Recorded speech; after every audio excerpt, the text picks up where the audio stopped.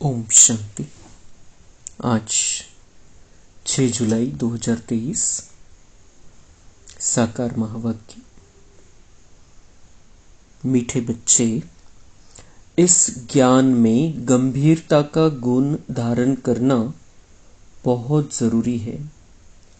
कभी भी अपना अभिमान नहीं आना चाहिए। माताओं का रिगार्ड रखो। प्रश्न है, सभी बच्चों के प्रति बाप की आश क्या है? वह आश पूरी कब कर सकेंगे? उत्तर है, बाप की आश है बच्चे ऐसा पुरुषार्थ करें जो नर से नारायण बनकर दिखाए। इसमें ही बाप का शो होगा। ऐसा शो निकालो जो बाप का भी गायन हो तो बच्चों का भी गायन हो।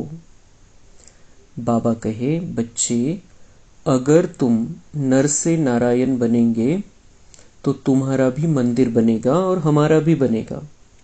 ऐसा पूज्य बनने लिए फॉलो फादर। अपने आप से प्रण करो, हम पूरा ही फॉलो करेंगे। गीत बजा है, जिस दिन से मिले हम तुम। ओम शांति। बच्चे महसूस करते हैं, बच्चों को भासना आती है तो जरूर हम नई दुनिया के लिए सब नई बातें सुनते हैं। यह हमारी प्रीत नई लगती है और कोई की भी प्रीत सम्मुख परमपिता परमात्मा साथ होती ही नहीं। तो यह नई बात है ना। तुम जानते हो बाबा पतित पावन है। पुरानी दुनिया को पतित, नई दुनिया को पावन कहेंगे। तो तुम्हारी प्रीत नई दुनिया से लगेगी। तुम यह जानते हो हमारी प्रीत अब नई दुनिया स्वर्ग से है। उसको शिवालय कहा जाता है, इनको वेश्यालय कहा जाता है। बरोबर यहाँ विकारी मनुष्य है। सतयुग में निर्विकारी है तो शिवालय कहेंगे ना। शिव बाबा ही ऐसी निर्विकारी दुनिया स्थापन करते हैं। और जानते हो बरोबर इस पुरानी दुनिया में देवताओं के चित्र हैं। जो देवताएं नई दुनिया में रहने वाले हैं। भारतवासी तो सब भूल गए, वह तो हिंदुस्तान कह देते हैं। हिंदुस्तान हमारा प्यारा, हाँ जरूर प्यारा था, परंतु वास्तव में हिंदुस्तान नाम है नहीं, भारत खंड कहा जाता है। तो बच्चे जानते हैं बरोबर यह नई बातें लगती हैं। ऐसी बातें कभी नहीं सुनी। यह ज्ञान सारी दुनिया से निराला है। भारतवासियों के मंदिर भी बहुत हैं। क्रिश्चियन की एक ही चर्च होगी, फिर करके अलग अलग चर्च बनाएंगे। सतयुग में तो कोई मंदिर नहीं होता क्योंकि चैतन्य देवताओं का राज्य चलता है। देवताएं शिवालय नई दुनिया में राज्य करते थे। तुम जानते हो अब हम नई दुनिया में जा रहे हैं। यह भी ख्याल कभी नहीं करना कि बाबा ने यह नया मकान बनाया है। वास्तव में पुरानी दुनिया में यह भी पुराना ही है। हमारी प्रीत अब नई दुनिया से लगी है। आत्माओं की परमात्मा साथ प्रीत लगी है। जो सम्मुख बैठे हैं, मनुष्य समझते हैं ब्रह्मा कुमार कुमारियों की ब्रह्मा से प्रीत लगी है। तुम जानते हो हमारी प्रीत एक शिव बाबा से है, दूसरा न कोई। भल तुम्हारा नाम बीके है, परंतु ब्रह्मा से प्रीत नहीं है। यह ब्रह्मा तो देहधारी है ना, जन्म मरण में आते हैं। तुमको देह से संबंध नहीं जोड़ना है। वह गुरु लोग तो अपना नाम रख देते हैं सच्चिदानंद, परंतु सत चित्त आनंद स्वरूप तो एक परमात्मा को ही कहा जाता है। आत्मा सत चित्त आनंद रूप, शांत रूप, ज्ञान रूप थी। अब तुम फिर से इस संगम पर बनते हो। जैसे बाप की महिमा है ज्ञान का सागर, शांति का सागर, तुम भी सत चित्त आनंद रूप हो। बीज और झाड़ को याद करने से सारा ज्ञान आ जाता है। बरोबर 5 युग है। अभी है संगम युग। इस संगम युग को दुनिया नहीं जानती। करके मालूम भी हो परंतु डिटेल में नहीं जानते कि सतयुग में कौन राज्य करते थे, कैसे राज्य लिया। तुम अब राज्य ले रहे हो, पुनर्जन्म लेते चक्र में तो जरूर आना पड़े। सदैव स्वर्ग में कोई रह न सके। स्वर्ग और नर्क की पहचान अभी मिली है। अभी कलयुग है, फिर सतयुग जरूर होगा। तो जरूर संगम पर ही परमपिता परमात्मा आया होगा। उनकी महिमा ही अलग है। ऐसे थोड़े ही कि एक की महिमा दूसरे कोई की हो सकती। हर एक का कर्तव्य अपना, संस्कार अपने, एक न मिले दूसरे से। हर एक आत्मा में अपना अपना पार्ट है। तुम बच्चों को समझाया गया है आत्मा 84 जन्म लेती है। तुम नई बातें सुनते हो। भगवान उवाच, मैं राजयोग सिखाए तुमको राजाओं का राजा अर्थात नर से नारायण, नारी से लक्ष्मी बनाता हूं। बाबा पूछते भी हैं तुम सूर्यवंशी नारायण बनेंगे या चंद्रवंशी राम बनेंगे। कहते हैं बाबा एम ऑब्जेक्ट तो सूर्यवंशी बनने की है। नंबरवार तो होते हैं ना। बैरिस्टर कोई बहुत अच्छा, कोई हल्का होता है।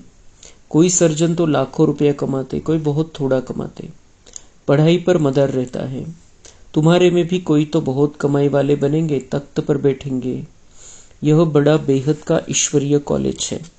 उन कॉलेजों में हद होती है, इतने पास होंगे। यह है बेहद का कॉलेज। तो तुम नई बातें सुनते हो।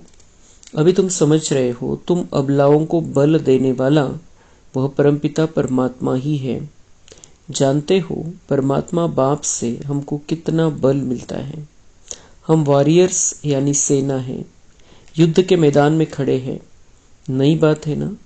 गीता में पांडवों और कौरवों की लड़ाई दिखाई है, परंतु लड़ाई की तो बात है नहीं। हर एक बात नई है। श्री कृष्ण तो नई दुनिया का अलफ है। अलफ से लेकर सब नई बातें हैं। दुनिया का अलफ है लक्ष्मी नारायण, फिर उनके पीछे उनके बच्चे। तो लक्ष्मी नारायण है सतयुगी मनुष्य सृष्टि के अलफ। यहाँ मनुष्य सृष्टि का रचयिता अलफ ब्रह्मा है। पहले पहले है परमपिता परमात्मा अलफ, पीछे ब्रह्मा को अलफ बनाते हैं, फिर लक्ष्मी नारायण को अलफ बनाते हैं। यहाँ तुम ब्राह्मण कुल के हो। ब्राह्मण कुल का बड़ा ब्रह्मा ही गाया जाता है। ब्राह्मण तो भल वह भी है, परंतु ब्रह्मा कुमार कुमारिया नाम कभी नहीं सुना है। गीता में भी यह नाम नहीं है। तो नई बात है ना। भारत को हिंदुस्तान कहने कारण हिंदू धर्म कह देते हैं।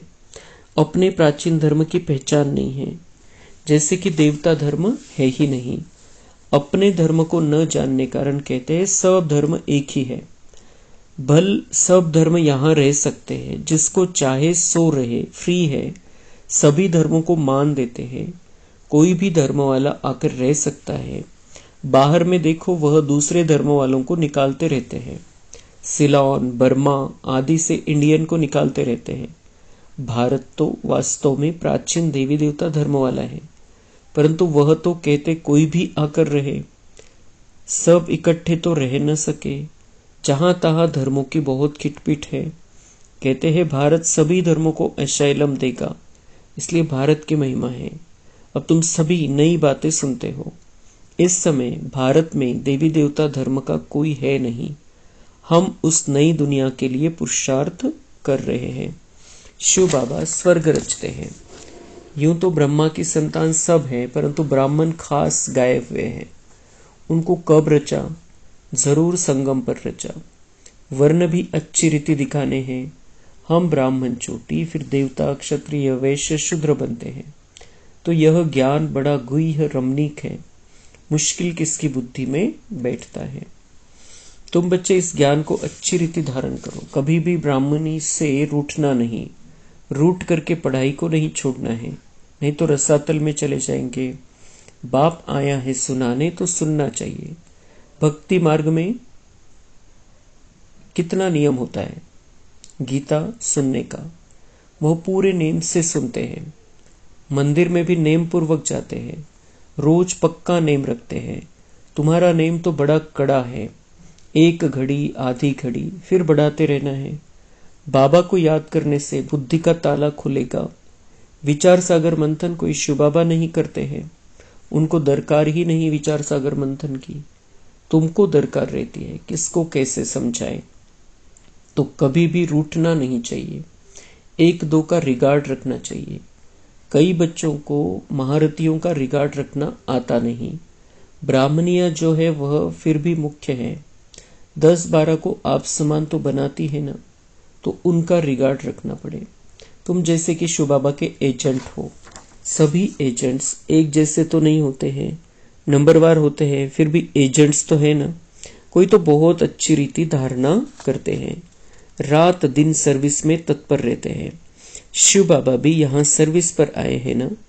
बाबा कहते हैं मैं डबल काम करता हूँ, भक्तों की भी सर्विस करता हूँ। तुम जानते हो सारी दुनिया में साक्षात्कार कराने का कर्तव्य कौन करते हैं। भल ड्रामा में सब पहले से नोंद है, उसी समय साक्षात्कार होता है। समझते हैं गॉडफादर ने दिव्य दृष्टि से साक्षात्कार कराया, जहां तहां साक्षात्कार होते हैं। यह साक्षात्कार भी ड्रामा में नोंद है, इसमें बड़ी विशाल बुद्धि चाहिए। यह है नई बातें, सृष्टि का चक्र बुद्धि में फिरना चाहिए। कोई कोई का यह स्वदर्शन चक्र अच्छा तीखा फिरता है, कोई का कम। तुम स्वदर्शन चक्रधारी हो, सर्विस के लिए बुद्धि चलती रहेगी नंबरवार। कोई का तो स्वदर्शन चक्र फिरता ही नहीं, हवा तो लगती है, परंतु कोई का बहुत तीखा फिरता है, कोई का बहुत कम फिरता है, कोई का तो बिल्कुल फिरता ही नहीं। स्वदर्शन चक्र नहीं फिरेगा तो बाकी क्या पद पाएंगे। तो यह नई बात हुई ना। बाप समझाते रहते, वर्षा लेना है तो अभी लो, नहीं तो फिर पछताएंगे, रोएंगे। टीचर का शो करना है ना। यह कितना बड़ा कॉलेज है, अच्छी रीति पढ़ते हैं तो पद भी अच्छा पाते हैं। प्रण करना चाहिए, हम पूरा फॉलो करेंगे। Follow mother father. ऐसे भी नहीं है बैरिस्टर का बच्चा बैरिस्टर ही बनेगा, नहीं। कोई डॉक्टर बनेगा, कोई इंजीनियर, कोई तो शैतान डाकू भी निकल पड़ते हैं। बाप कहते हैं मेरा शो निकालने तुम नर से नारायण बनकर दिखाओ। मेरा भी गायन होगा, तुम्हारा भी गायन होगा, तुम भी देवता बनेंगे। हमारा मंदिर बनेगा तो तुम्हारा भी बनेगा। मुख्य मंदिर होना चाहिए एक शिव बाबा का, फिर उनके साथ ब्रह्मा और बच्चे। देलवाड़ा मंदिर में वैरायटी है ना, यही बड़े ते बड़ा जादूगर है। तुम चैतन्य में बैठे हो, शक्ति की शेर पर सवारी, महारथी की हाथी पर सवारी दिखाते हैं। गज को ग्राह ने हप किया। बाबा की याद नहीं रहती है तो माया ग्राह हप कर लेता है। अच्छे अच्छे महारथियों को भी माया ग्राह खा लेती है। इसमें बड़ी गंभीरता चाहिए और अभिमान नहीं आना चाहिए। मैं यह करता हूँ, जितना हो सके हर बात में माताओं को आगे रखना है, माताओं का रिगार्ड रखना है। सब चाबी माता के हाथ में होनी चाहिए, माता द्वारा समाचार आना चाहिए। हाँ, कहाँ कहाँ कन्या अथवा माता से कुमार होशियार होते हैं, उनको फिर राय लिखनी है। हुकुम सरकार का, राज्य रानी का है। पहले रानी फिर राजा, पहले माता गुरु चाहिए। पुरुष को गुरु बनने का कायदा नहीं, माता को आगे करना है। लॉ ऐसे कहता है। भल कहा पुरुष भी निमित्त बनते हैं जो माताओं को ज्ञान में ले आते हैं, परंतु मेजॉरिटी माताओं की है। अहंकार नहीं होना चाहिए, मैं सब जानता हूं, मैं होशियार हूं। होशियार माताओं को बनाना है, माता द्वारा सेंटर आदि चलाना है। अंत में सन्यासी आदि को भी माताओं के ही बाण लगने हैं, तो कायदे से चलना है। परमपिता परमात्मा की निंदा करने वाले ऊंच पद पा नहीं सकेंगे। बाबा सावधान सबको करते हैं, बहुत मीठा बनना है। कोई की बात पसंद नहीं आती है तो एक कान से सुन, दूसरे से निकाल दो। क्रोध बहुत नुकसान करता है। कोई कोई लिखते हैं काम से क्रोध को क्यों नहीं तीखा रखे, परंतु नहीं, काम तो आदि मध्य अंत दुख को प्राप्त कराता है। पतित पावन एक ही बाप गाया हुआ है, सन्यासी पावन नहीं बना सकते। तो तुम नई बातें सुनते हो, ऊंचते ऊंच भगवान बैठ तुमको पढ़ाते हैं, उनको ही श्री श्री कहा जाता है। फिर मनुष्य सृष्टि में श्री लक्ष्मी, श्री नारायण, श्री राम, श्री सीता को कहते हैं। अच्छा, उन्हों को ऐसा श्रेष्ठ किसने बनाया? श्री श्री शिव बाबा ने। अच्छा, मीठे मीठे सिक्के लधे बच्चों प्रति माता पिता बाप दादा का याद प्यार और गुड मॉर्निंग। रूहानी बाप की रूहानी बच्चों को नमस्ते। हम रूहानी बच्चों की रूहानी बाप दादा को याद प्यार गुड मॉर्निंग नमस्ते। धारणा के लिए मुख्य सार है। पहली पॉइंट, आपस में एक मत होकर रहना है, एक दो को रिगार्ड देना है, रूठ कर कभी भी पढ़ाई नहीं छोड़नी है। दूसरी पॉइंट है, क्रोध बहुत नुकसानकारक है, इसलिए जो बात पसंद नहीं आती है उसे एक कान से सुन दूसरे से निकाल देना है। क्रोध नहीं करना है, बहुत बहुत मीठा बनना है। वरदान है, बुद्धि द्वारा शुद्ध संकल्पों का भोजन स्वीकार करने वाले सदा स्वच्छ होली हंस भव। स्पष्टीकरण, होली हंस कभी भी बुद्धि द्वारा सिवाय ज्ञान के मोती के और कुछ भी स्वीकार नहीं कर सकते। ब्राह्मण आत्माएं जो ऊंच चोटी है वह कभी भी नीचे की बातें स्वीकार नहीं करती। होली हंस अर्थात सदा स्वच्छ सदा पवित्र, पवित्रता ही स्वच्छता है। होली हंस संकल्प भी अशुद्ध नहीं कर सकते। सदा शुद्ध संकल्पों का भोजन खाने वाले होली हंस सदा तंदुरुस्त रहते हैं, उन पर किसी का प्रभाव पड़ नहीं सकता। स्लोगन है, अपनी मनसा द्वारा शांति कुंड को प्रत्यक्ष करने वाली शांत प्रिय आत्मा बनो। अच्छा, ओम शांति।